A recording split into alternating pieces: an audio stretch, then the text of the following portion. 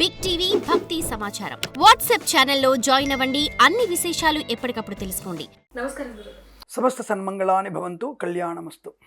గురుగారు, ఎవరైనా ఇంట్లో వ్యక్తులు ఎవరైనా సరే చనిపోయిన తర్వాత వాళ్ళ వస్తువులు ఏవైతే ఉంటాయో వాటిని వాడకూడదు అంటే కొంతమంది పెద్దవాళ్ళు చెప్తూ ఉంటారు. కానీ కొంతమంది మాత్రం వాటిని ధరిస్తారు, వాడతారు, బయటకు తీసుకెళ్ళడం ఇవన్నీ కూడా చేస్తూ ఉంటారు. దాంట్లో ఏమన్నా దోషం ఉంటుంది అంటారా? దోషంతో పాటుగా సైంటిఫిక్ రీజన్ ఉంది దానికి. సైంటిఫిక్ రీజన్ ఉంది దానికి. సో ఒకరి వస్తువు కానీ, ఒకరి వెంట్రుక కానీ, ఒకరి గోల్డ్ కానీ ఏవి కూడా మనం వాడకూడదు, అవి పట్టుకోకూడదు. ఎందుకు అనంటే దాంట్లో మనకి అనేకమైనటువంటి ధాతువుల మిశ్రమం ఉంటుంది. అంటే మీరు అంటారు కదా, మీరు టెస్ట్ చేయడానికి తీసుకొస్తారు, దాంట్లో వెంట్రుకలు టెస్ట్ చేస్తారు, గోల్డ్ టెస్ట్ చేస్తారు, ఒక రకమైన పదార్థాలు ల్యాబ్ టెస్ట్ చేస్తుంటారు. అలాగా మన ఒంటికి ఉన్నటువంటి కొన్ని కూడా వస్తువులు మన వస్త్రాలకు అంటుకొని ఉంటాయి.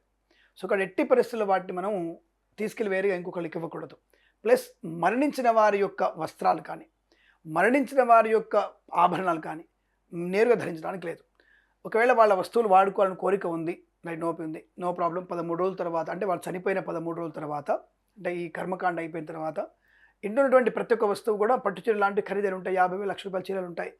పడేయడానికి మనసు ఒప్పదు, ఇవ్వడానికి అసలు మనసు ఒప్పదు.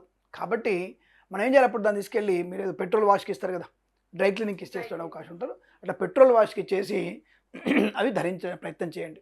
ఒక మంచి రోజు చూసుకొని ధరించండి.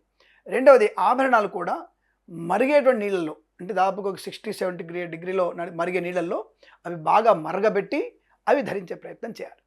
లేకపోతే దానికి ఉండేటువంటి నెగిటివ్ ఎనర్జీ మనల్ని అంటుకునే ప్రయత్నం చేస్తుంది. కాబట్టి నేరుగా మనం ధరించడానికి లేదు.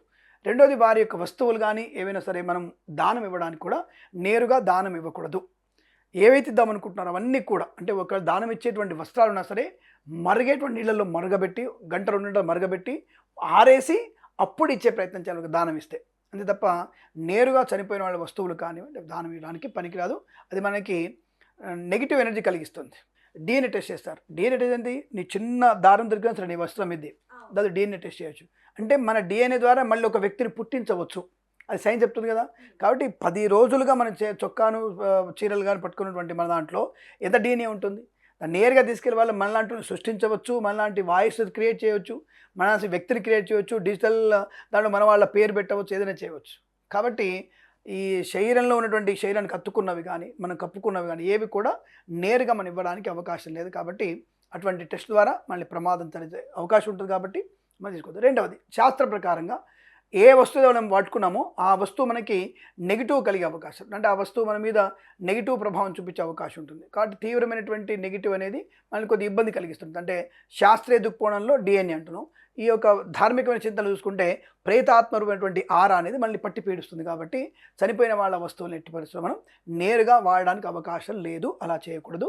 అది ఇబ్బంది కలిగించే అవకాశాలు ఎక్కువగా ఉంటాయి. ఒకవేళ గురుగారు, చాలా మంది కూడా వాడిన తర్వాత వాళ్ళకి ఇంట్లో అనుకూలంగా లేదు అని చెప్పిన తర్వాత ఎలాంటి పరిహారాలు చేస్తే మంచిది? ఒకటి, అటువంటి వస్తువులు వాడడం వల్ల ఖచ్చితంగా మీకు నెగిటివ్ ఎనర్జీ ఉంటుంది. ఖచ్చితంగా ఉంటుంది. ప్రేతాత్మకి ఎప్పుడైనా సంవత్సరం విమోకం వరకు తన ఆత్మ పరిశుద్ధమైనటువంటి పైకి వెళ్ళే అవకాశం ఉండదు. కాబట్టి ఇటువంటి చనిపోయిన వాళ్ళ వస్తువులు సంవత్సరం వాడకపోవడమే మంచిది. వాడినా ఇలా వాడాల్సింది తప్ప ఇంకోటి వాడకూడదు. ఒకవేళ అలా వాడేమో నెగిటివ్ ఎనర్జీ వచ్చినప్పుడు ఇంట్లో ఉదక శాంతి ఉంటుంది. ఉదక శాంతి 4 బ్రాహ్మణులు పిలిచి ఉదక శాంతి మంత్రాలు ఉంటాయి. దాంట్లో చాలా మంత్రాలు ఉంటాయి. అటువంటి వేద మంత్రాలతో ఉదక శాంతి చేసుకొని ఆ నీటితో ఇల్లంతా కూడా శుభ్రం చేసుకొని ఆ నీటితో మనం స్నానం చేసిన వారికి ఈ రకమైనటువంటి ప్రేత, భూత, పేత, పిశాచ లాంటివన్నీ కూడా దోషం, నెగిటివ్ ఎనర్జీ తొలగిపోయి ప్రశాంతత ఉంటుంది. మహాలక్ష్మి స్థిరత్వాన్ని పొందుకునే అవకాశాలు కూడా ఖచ్చితంగా ఉంటాయి. గురుగారు, చనిపోయిన వాళ్ళ గురించి అనేక విషయాలు మాతో పంచుకున్నారు. ఆనంద సిద్ధిరస్తు. ప్రేమతో మీ Kiran Sharma. For more videos like this, subscribe Big TV channel.